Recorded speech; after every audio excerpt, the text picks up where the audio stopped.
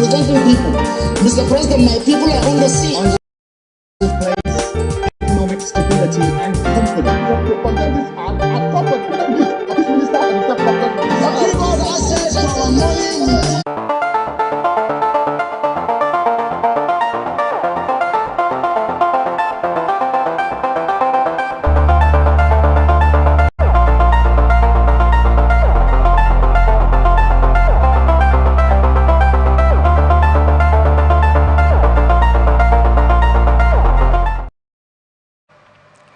This is a transition on Atlantic Television Network. Chairman of the Rivers State chapter of the All Progressives Congress, Tony Okocha, has said that Governor Siminalayi Fubara is creating problems for himself. Okocha explained that Fubara would be demarcated ahead of 2027 governorship election in the state. Wike and Fubara have been engaged in a lingering fight as he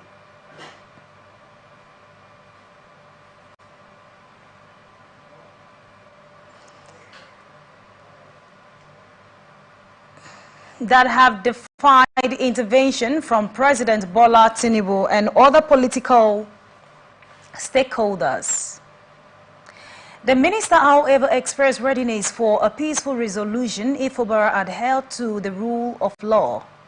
But adding journalists in Abuja, Okocha said Wike made it possible for Fubara to emerge as governor, adding that Fubara was never a politician. The APC chairman in Rivers State further maintained that Wike's structure cannot be destroyed. It is not possible. Analyst says the 2024 annual budget for Rivers State is invalid and void. Speaking on Atlantic Television Network program Open Conversation, a social-political analyst Daniel Momon said the governor of Rivers State lacked jurisdiction to appeal a case as had already withdrawn. The political solution initiated by the president, who at what point was this courted? Because the Court of Appeal clearly said something, that the governor and the Rivers State government lacks the jurisdiction to now come for an appeal when they have withdrawn their cases at the lower court. And that brings me back to the lower court. You see, clearly, does the Federal High Court has jurisdiction to entertain that matter in the first place? That matter has to deal with the river. It has nothing to do with INEC. INEC is not involved in that judgment. I was okay. There's a federal agencies that needed a federal court to entertain it. It is purely between the government of Rivers State, between the governor, between the House of Assembly and the budget. So at what point were they able to take that first judgment to the Court of Appeal? And so we must ask ourselves here, does truly the Federal High Court has that jurisdiction to first entertain that matter? I think those are some of the things that the Supreme Court will first deal with.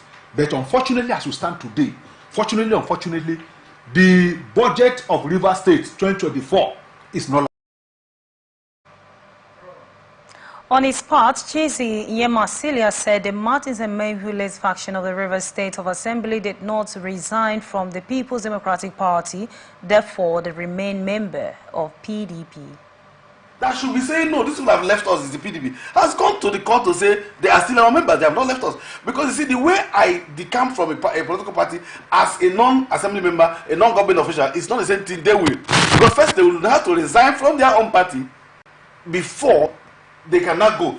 You know, one of the things that I'm not trying to look at it, one of the things that Wike is holding against PDP, you know, in trying to defeat Wike, I'm not trying to defeat, is the fact that upon being called, even though he wanted the minister. I'm saying it on him. He wanted the minister. But upon being called as minister to work with the FCT, to work with the tribune, Wike wrote the party.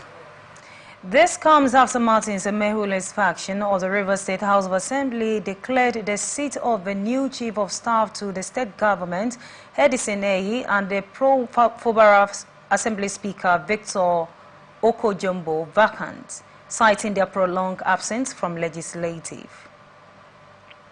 Federal High Court in Abuja has adjourned a 2 billion naira fundamental rights enforcement suit filed by Mr. Loki Okede, a former caretaker chairman, Southern Ijaw Local Government Area of Bayelsa State till November 28. Justice Binta Nyoko adjourned the case following an oral applications by Okede's counsels Asamo Yaoswa to enable her response to the counter affidavit filed by Mimi Ayua, lawyer to the Chief of Defense Staff General Christopher Musa Okodo, in a suit dated filed on May 3 by Mr. Femi Falana, had sued the CDA's Musa and Chief of Army Staff Torud Lagbaja as first and second respondents, and the applicant is accusing the defendant of allegedly publishing his photograph among those wanted in connection to the killing of 17 soldiers in Okoma in Delta State. He prayed the court to award the 2 billion naira in damage against the respondents for alleged violations of the right to personal liberty and dignity, while applicant also prayed the court to set aside his declaration and award the fine as compensation for damages suffered over the actions of the Defense Headquarters Abuja. Justice Nyoko, however, told the lawyers who represented the CDS Mimi Ayua and Yonsusa that the issues is what the parties can sit down together to resolve amicably, and adjourn the matter until November 28 for further mention, and also order that the second respondent be served with the hearing notice. Delta State Police Command has arrested a POS operator for receiving the sum of 4 million naira from kidnappers. Police Public Relations Officer SP Bright Edafe, who disclosed this in a statement on Tuesday, said the POS operators received just 40,000 naira as profit for the transaction. The police public spokesman warned POS operators against getting themselves involved in such criminal transactions. Edafe said the POS operators should be wise in doing their businesses, adding that offenders will be arrested. As part of preparation towards their handing over to the incoming government, Edo State and its governor, Godwin Obaseki, has said it would be holding a joint inauguration of transition committees on Friday. This is coming after the Joint Transition Committee's members to be inaugurated, scheduled to take place at the John Odigide Oyegun Public Service Academy. The Edo State 2024 Transition Committee and the APC Transition Committee members, while the outgoing state governor Obaseki had last July constituted a 24-man member transition committee headed by the secretary to the state government, Victor Egboigbe. The State Commissioner for Information and Orientation, Chris Negiare, and disclosed this at the press conference on Thursday, in Benin City. Also confirmed the state government's receipt of the 24-man list of the APC and its governor-elect transition committee, adding that the primary objective of the transition committee was to facilitate a smooth handing over of government. He also said the state government looks forward to the collaborative efforts of all members in ensuring a seamless transition, adding that the two committees are made up of 48 members, with the state government and APC having 24 members each. CNG-powered vehicle explosion at the NIPCO filling station in Aduawa, Benin, Edo State has left 3 people severely injured, including a motorist who suffered eye injuries. An attendant at the station who requires anonymity said a woman's stomach was ripped open and another person's foot was amputated due to the blast, and the victims are receiving treatment at the University of Benin Teaching Hospital, Mbowo. Eyewitness said the explosion was traced to the cylinder that had been fabricated by the wider without proper approval, adding that the explosion occurred while vehicles were queuing to refuel their cylinder at the station. However, the Public Relations Officer of UBTH, Joshua Wiley, in a statement on Twitter, expressed sympathy for those injured, while the Presidential CNG initiative described as unfortunate the incident involving an illegal modified vehicles at the NIPCO's CNG station in Aduawa, Benin City. The PCNGI further explained that an investigation revealed that the cylinder involved had been welded and modified contrary to approved safety standards for CNG. Imo State Police Command has commenced an orderly room trials against 4 its officers caught in the viral videos maltreating and extorting money from people on the road. The officers, who have been in detention for some days at the command's headquarters, are identified as Inspector Ibrahim Naina, Inspector Onuka Max Virgin, Inspector Mila Ibinita, and Sergeant Anthony Aliozi. The arrest of the officers followed the allegation leveled against them by staff of Young Sea Entertainment, a film production outfit who were in a state for movie production. A video posted by the victim showed how the police officers malhandled and forced them to give out some dollars found in their bags, which were part of the items for the shooting. A statement by the Imo State Police Command spokesperson ASP Henry Okoye said the outcome of the orderly room trials would be communicated in due course. Operatives of the Enugu Zonal Command of the Economic and Financial Crimes Commission has apprehended 36 individuals suspected of internet fraud in various locations across Onitsha, Anambra State. The arrest took place following what the EFCC described as actionable intelligence that linked the suspect to online criminal activities. A statement by the EFCC on Thursday via X preliminary investigation revealed that the suspect allegedly impersonated foreign nationals on social media platforms to defraud unsuspected victims, and the operations led to the recovery of various items including 8 luxury vehicles as well as sophisticated mobile phones and laptops believed to have been used in the fraudulent activities.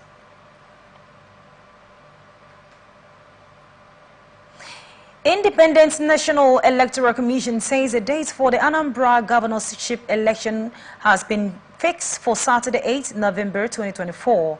INEC National Chairman Professor Mahmoud Yakubu, who disclosed this on Thursday while addressing representatives of political parties at the INEC headquarters in Abuja, said the Commission has approved that the 2025 Anambra State governorship election, said the decision is in compliance with the mandatory requirement of 360 days, while the formal notice for the election will be published on 13th November 2024, and party primaries will be held from 20th March 2025 to 10th April 2025.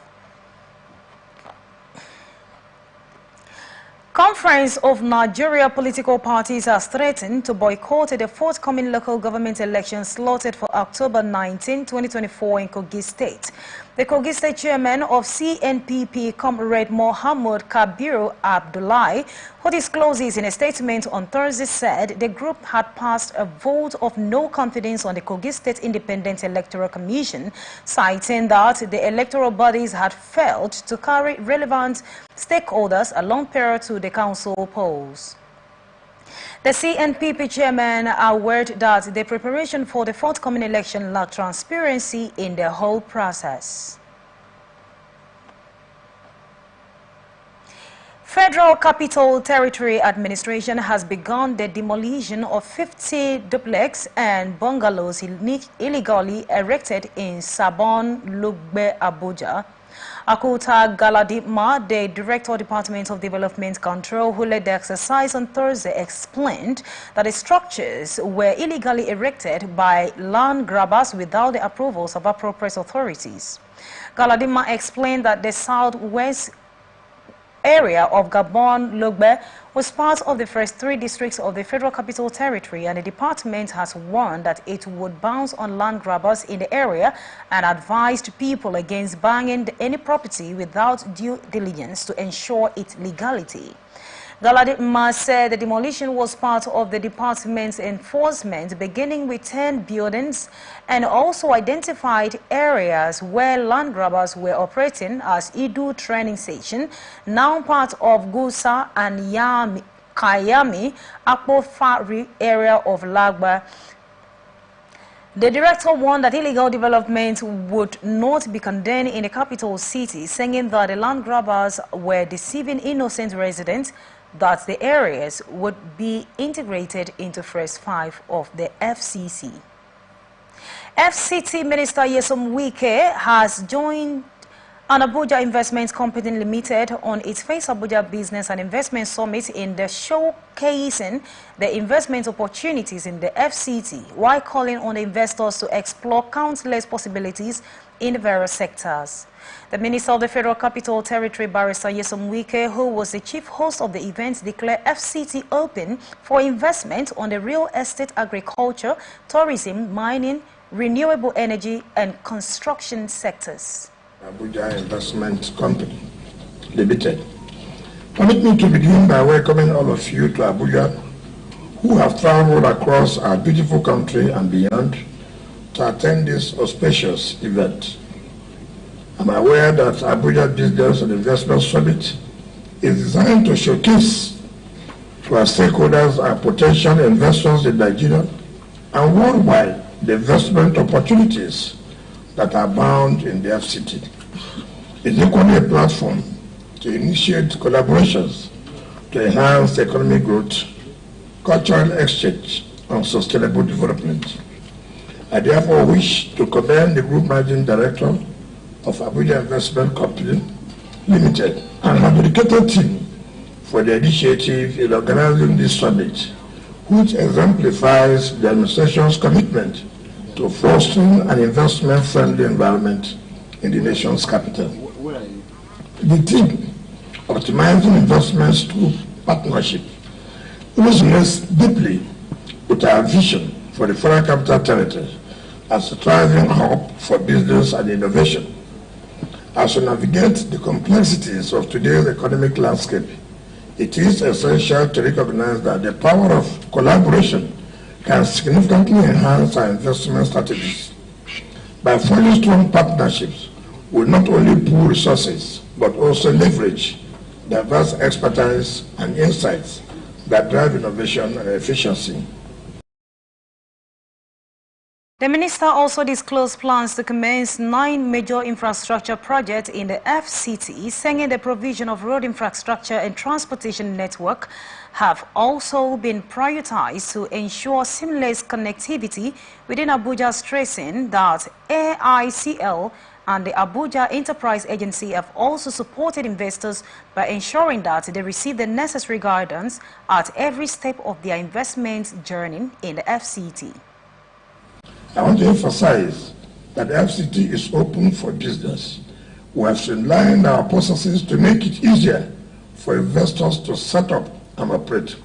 The Abuja Investment Company Limited and the Abuja Enterprise Agency have facilitated partnerships and supported investors, ensuring you receive the necessary guidance at every step of the investment journey.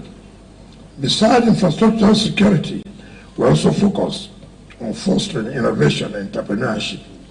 We have launched several initiatives to empower small and medium-sized enterprises, which are the backbone of our economy. By providing access to funding, training, and resources, we aim to cultivate a robust ecosystem that encourages innovation and drives economic growth. I invite you to explore the myriad investment opportunities in the FCT. Whether you are interested in real estate development, technology incubation, or agro-business, there's a place for you in Abuja. As I wait the outcome of this summit, please let us work together to create value, generate jobs, and drive economic growth in the FCT. In line with Mr. President Bola Ahmed Tinubu's renewed hope agenda. Address at the summit, the executive governor of Anambra State, Professor Chukwuma Soludo, commended the FCT administration for organizing the investment initiatives, adding that Nigerians need to intentionally nurture domestic capital and promote national campaign champion who will drive sustainable economic. While the GMD AICL Ambassador Maureen Tamuno said the aim of the summit.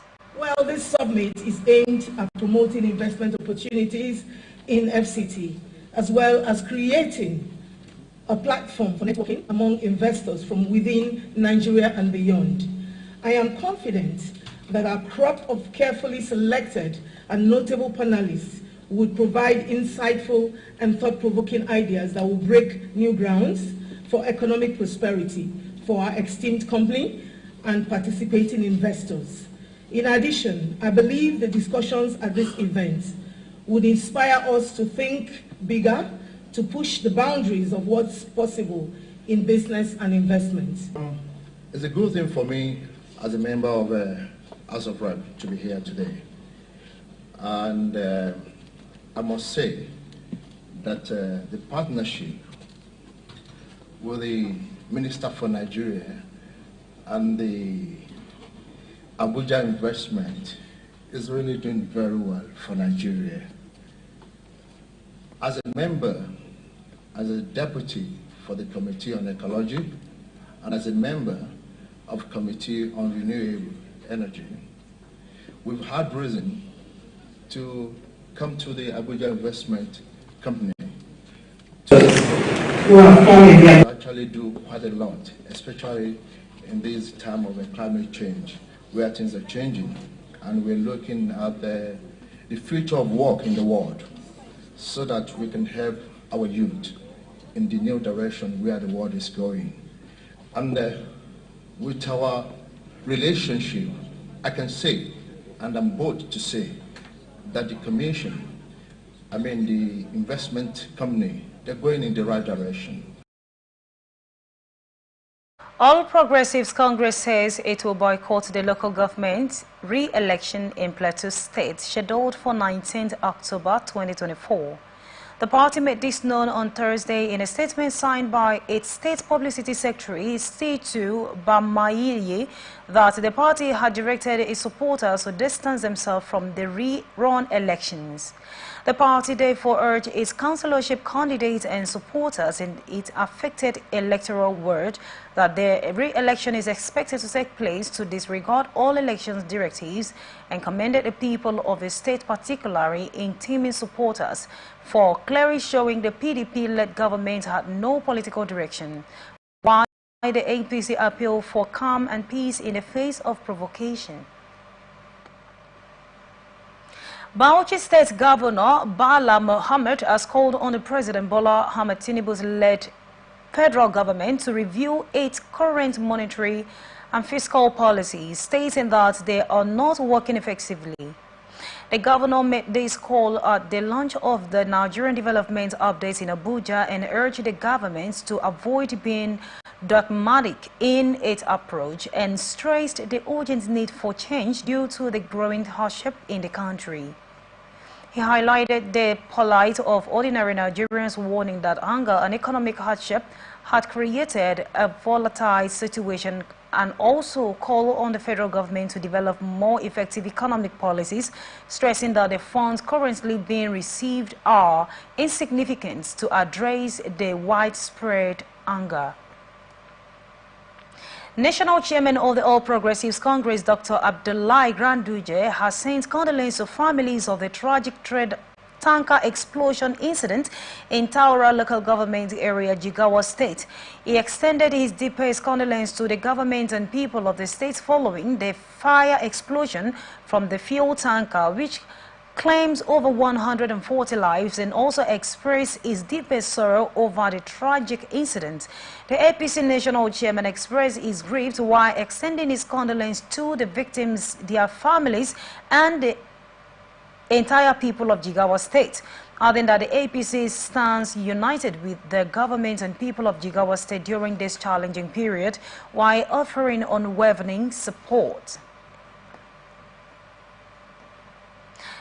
Nigerian Safety Investigation Bureau says it has commended an investigation into the tanker explosion in Jigawa State, which claimed over 140 lives and left many severely injured.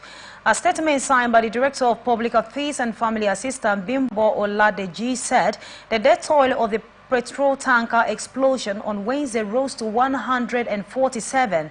The chairman of Taura LGA Shuaibu Hanbali, who confirmed the latest casualties figure, said mass burial have been held for the 147 victims who died while scooping fuel from the tanker wreckage, while other victims are rushed to the Federal Medical Center in Benin Kudu when there was no more bed space at the hospital. The bureaus in a statement said the petrol tanker en route from Kano to Nogru in Yobe State lost control and crashed and spilled its content, adding that the incident led to the loss of lives as a result of residents attempting to scoop the fuel from the tanker before it exploded, resulting in a massive fire that pushed many into their early graves.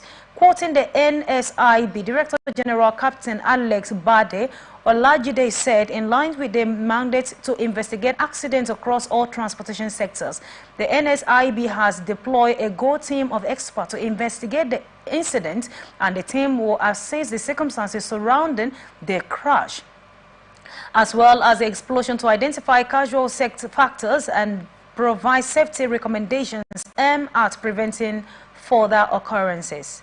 Analysts has expressed dissatisfaction with activities of some tanker drivers who act under the influence of hard drugs. Speaking on Atlantic Television Network program Atlantic Blowout, public affairs commentator Mufasa Eyumosan said most tanker drivers are not usually with their right frame of mind due to substance they consumed and therefore need proper orientation. They are not usually regularly on their right frame of mind. Some of them are under the influence of substances. It could be alcohol, it could be some other funny substances that takes away their consciousness, and to a large extent they become a danger to themselves and other road users. And I think that would further solicit for proper orientation and education, as the case may be. I think most of these truck drivers, the only thing they know how to do is just to drive the trucks, and they don't understand that your psyche is also another aspect of driving. Generally, and much more a truck that carries a highly inflammable material content, which means they are, in their own case, they have to be more careful on the road. So what is the level of enlightenment, orientation, does most of these truck drivers? On his part, Ambassador Ekiye says scooping fuel from a falling tanker is an act of criminality that must be stopped. If you want to be your brother's keeper, you want to risk your life because you want to protect what belongs to your neighbor or to your brother. If you die in that cause, it can be said, oh, this man, these people were very nice people. They died in trying to save and protect what belongs to their fellow Nigerians. But in this case, the scooping is to siphon and collect products that do not belong to you. It's condemnable. It's not only in Jigawa, like you said.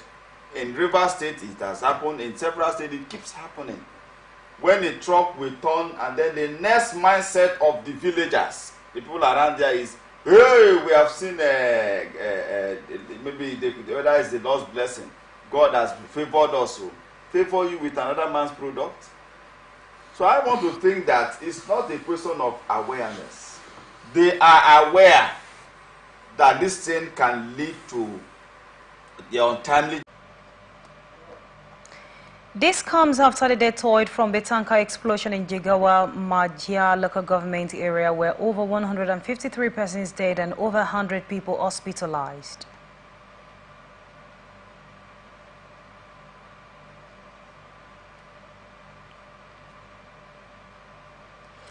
Ahead of the 2027 general election, the House of Representatives has created a website to enhance public awareness and interaction on the independent candidacy bill.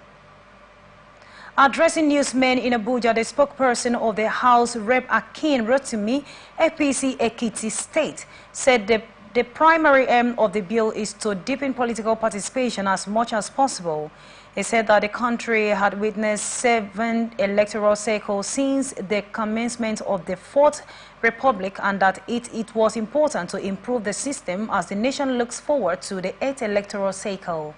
Rotimi, who is a sponsor of the bill, recalled that the bill was first introduced in the 7th assemblies, and through the 8th and 9th assemblies, it did not enjoy full stakeholder support. Bill seeking the creation of Ogoja State has scaled second reading in the House of Representatives on Thursday. The bill, sponsored by Godwin Ofono and 3 others during the plenary, and the Constitution Alternation Bill, seek to amend the 1999 Constitution to create an additional state in the South-South region. Moving the motion, Ofono said the essence of the bill is rested on equality, and if the bill is passed into law, it will bring the number of states in the South-South region to 7. The bill scaled second reading without any opposition from members and was referred to the House Committee on Constitution Review. House of Representatives has continued investigation hearing on oil theft and pipeline vandalism and its effect on the environment in oil-producing states. The hearing, which centered on the dialogue of the petition by the host communities, where Agieto, Gi and Ajib now own the oil company and their operations, that have resulted negatively on the environment, both companies agreed on the need for this House of Representatives to, through legislative intervention, provide environments that will deter such acts minimal to the economic well-being and ecosystem of the nation. Honorable speaking through its term lead Philip Akudoro attributes the high percentage of the oil spillage and its resultant effect on the host communities to the increasing appetite of the host communities to pilfer the crude with the pipelines through illegal connections and damage to oil installations. He insisted that host communities are individually and collectively sabotaging efforts of oil companies and attributes such clash of interest for reason why productions fell drastically to 700,000 barrels per day in 2018. Therefore, it started picking up through combined security activities by stakeholders.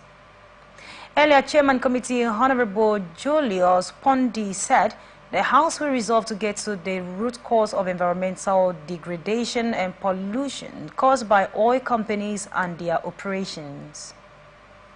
99% of them have been found to be third-party infractions from mostly vandals and theft who have come to steal. Like I said, it's a very sorry and painful situation. Like you said, I share the same coastline with you. So we suffer the same thing. But that it will be totally wrong to say that if our people steal crude oil, if our people involved in vandalization, then we should own up and say it. I think so, we should own up and say it. Because there will be a time that we speak to our brothers. There should be a time that we speak to our brothers. If we continue like this, we are talking about the host community trust. If you continue to vandalize the pipelines, how do you have money in the host? Yes, some of the languages may be very harsh, but it's not take away the fact that our people are involved in these activities. So I think that saying that it should never may be also too harsh. So let it use the word mildly. The one I find funny is when he said appetite to steal. Yeah. Otherwise, if our people are, these are things that are known everywhere, that we have good people, we also have criminals. After all, you are here, you represent the good and bad people of Southern Niger. So if the small bad people in Southern Niger are the criminals, then we should own it. I don't agree that the larger people in Southern Niger, no. There are always small elements that involve in crime. We should own up that these elements are involved in crime. We should own it. We should protect them. We should be seen doing so in public when we know that the elements are there. This is coming after the committee arranged on the oversight visit to the operation site of Onado in Delta State to ascertain claims of having cleaned up the effects of the recent May 2024 oil spillage in some of their fields. House of Representatives has called for the review of the budgetary allocation of the Bureaus of Public Procurement (BPP) to ensure, among other things, proper oversight over 800 ministries, departments and agencies, implementation of established procurement policies and due process compliance. This is square to the notion of the audience public importance moves on the floor of the House by Honorable Unyime Idem that the review aims to also ensure effective monitoring and surveillance of federal government procurement and ongoing projects across the 6 geopolitical zones, which has proven to be difficult with the 2,200 million naira budgetary allocation for the bureaus in the Appropriation Act 2024. The lawmaker said the existing fund provided for the bureaus is grossly inadequate to meet the extensive responsibilities of the procurement audit, and that given the prevailing trends of procurement corruption in Nigeria, constituting over 70% of corruption in the public sectors, adding that there is an increasing need to ensure the implementations of procurement policies and due process compliance in line with the global best practices. This has continued unabatedly attacking on those both side community on several occasions. This age-long crisis is as a result of the inaction of the relevant federal and state agencies to adopt and enforce the existing boundary demarcation survey/document with file number Otupotia. Also, this crisis and insecurity bordered on land dispute, which has to do with the boundary demarcation, and that if the relevant authority concerning the boundary demarcation do not take frantic effort, and how these disputed areas boundary demarcated in line with the existing order and laws, the recurring clashes between these communities will continue unabated and lead to further loss of lives and properties. Recall that some time ago, these same militias at Bonta killed about 12 soldiers. This need not to be handled with kid gloves anymore, for the sake of the two affected communities in the two various local governments. Honorable Onyeme Idem, the House urged the federal government through the Ministry of Budget and Economic Planning to review the budgetary allocations of the bureaus of public procurement in line with the current realities in subsequent budget, estimated to enable successful discharge of the bureau's core mandate.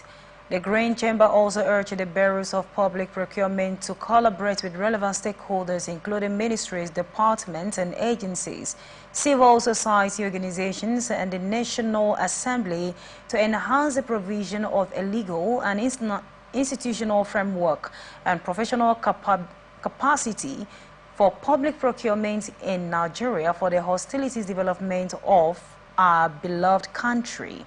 In a related development, the House of Representatives has called for the briefing up of security in some communities in Obi, Oju, and Kanshisha local government of the Borno State, following a notion by Honorable David Agada calling for intervention on the land dispute in these communities.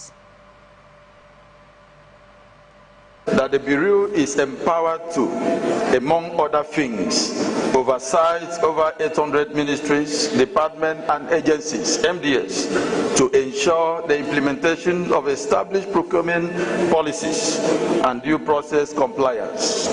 Recognizes the need to ensure monitoring and surveillance of federal government procurement procedures and ongoing projects across the 6 geopolitical zones. Aware that the budget allocation for the Bureau in the Appropriation Act 2024 is only 2 billion naira, 2.2 billion naira.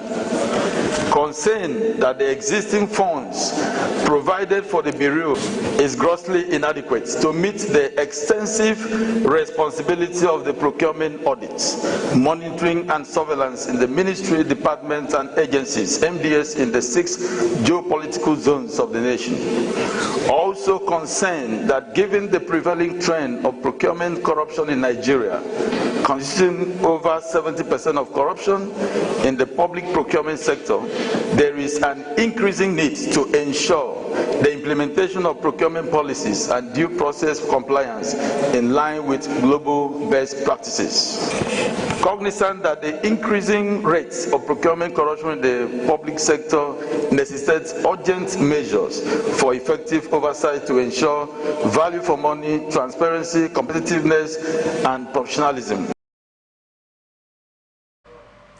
The House, while mandating the National Boundary Commission in conjunction with the relevant agencies in Borno State to resolve the instant crisis with finalities by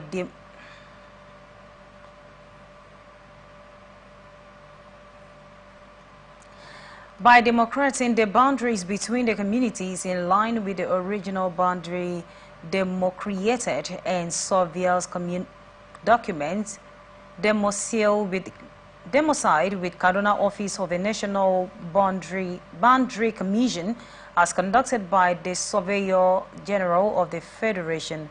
Also urged the National Emergency Management Agency, NEMA, to send relief materials to the communities which were also affected by flood to cushion the effects of the disaster.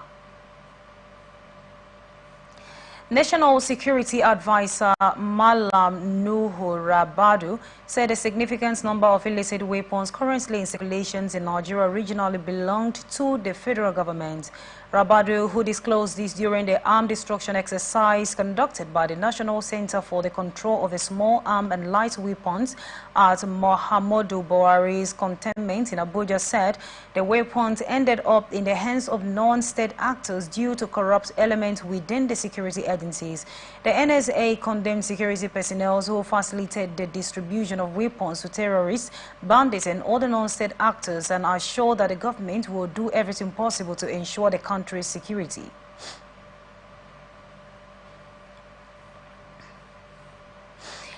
In a fight against corruption and promotion of good governance in Nigeria, the Civil Society Legislative Advocacy Center, CISLAC, and other civil society organizations have condemned the recent attempts of undermining the efforts of Nigerian anti-corruption agencies and challenging the autonomy of the local government by 16 governors.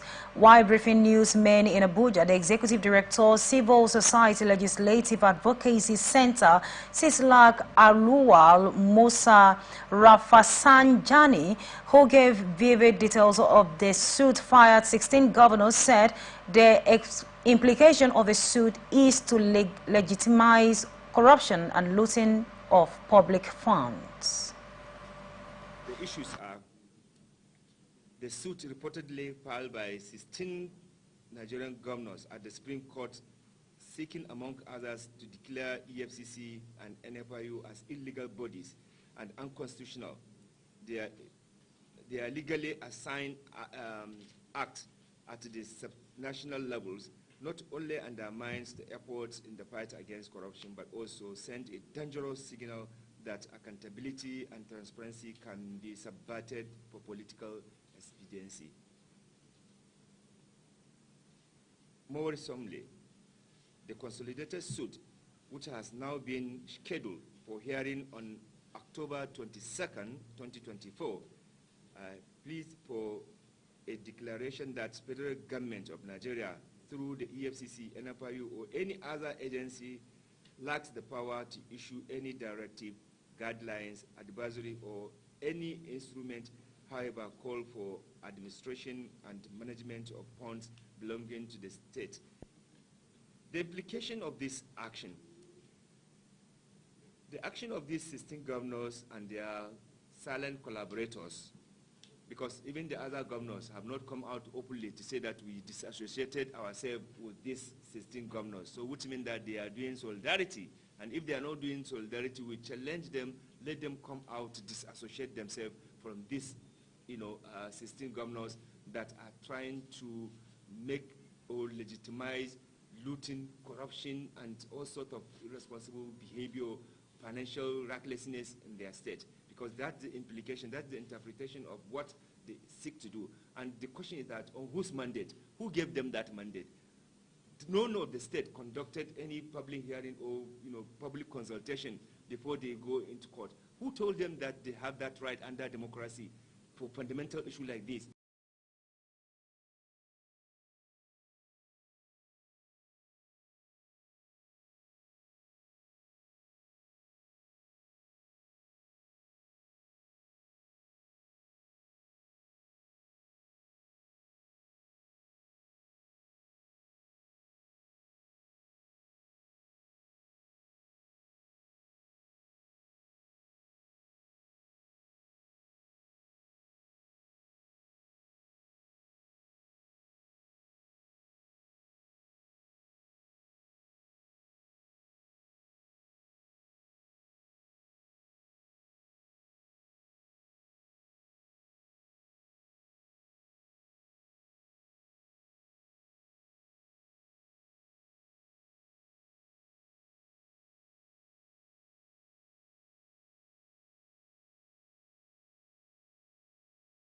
Federal government and the National Assembly to institute and enforce appropriate sanctions against any government officials at the state level who continue to flaunt the financial autonomy of the local government, promising to stand firm by anti-corruption agencies' effort of combating corruption in Nigeria.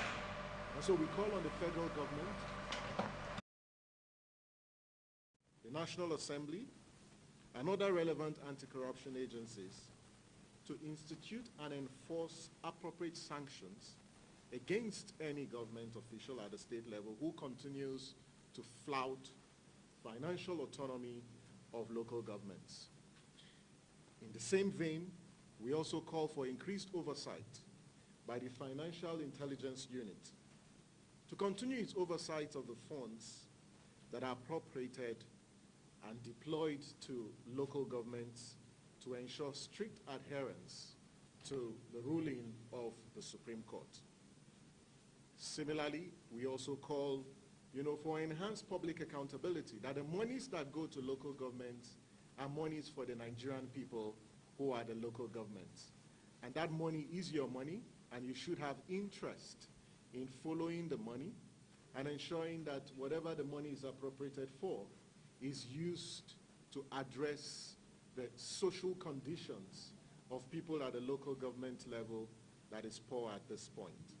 We therefore stand firm in our commitment to support the EFCC, the ICPC, NFIU, and other anti-corruption agencies in all their efforts in promoting accountability, transparency, and justice in Nigeria. We reject any attempt to undermine the integrity of Nigeria anti-corruption framework and call on all Nigeria to join us in defending the existing and effectiveness of all our anti-corruption agencies. The financial autonomy of our local government councils is non-negotiable.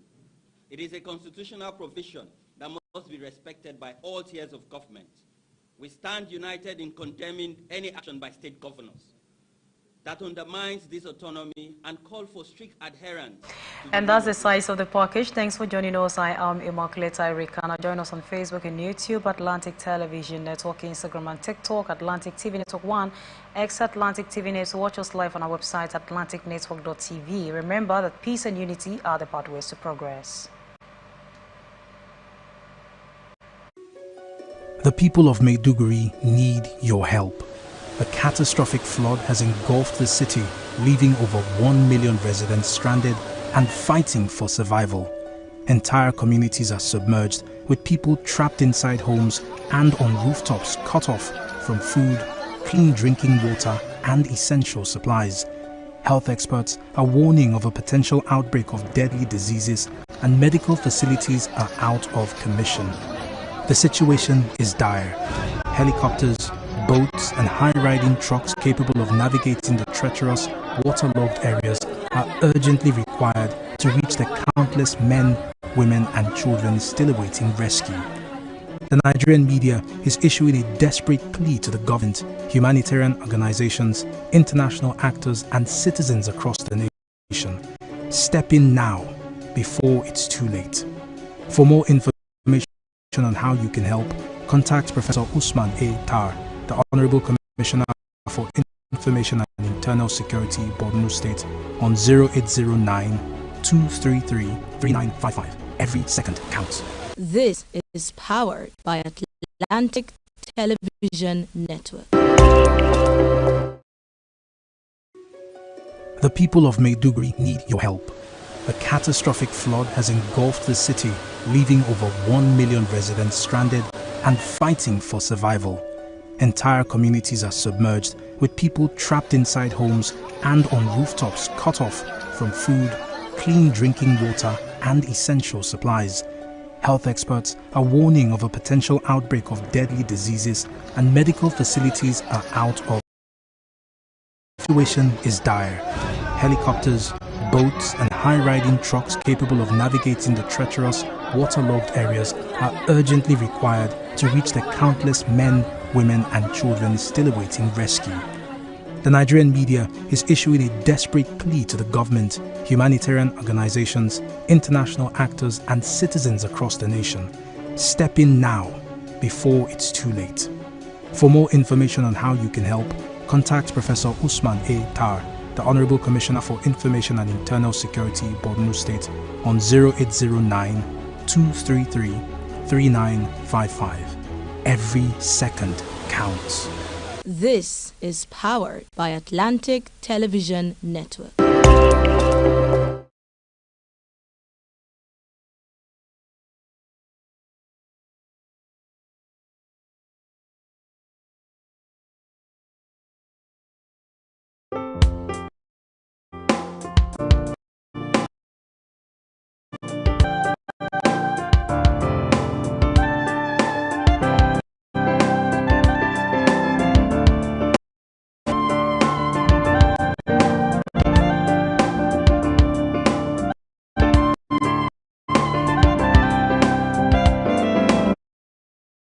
The people of Maiduguri need your help. A catastrophic flood has engulfed the city, leaving over 1 million residents stranded and fighting for survival. Entire communities are submerged, with people trapped inside homes and on rooftops cut off from food, clean drinking water and essential supplies. Health experts are warning of a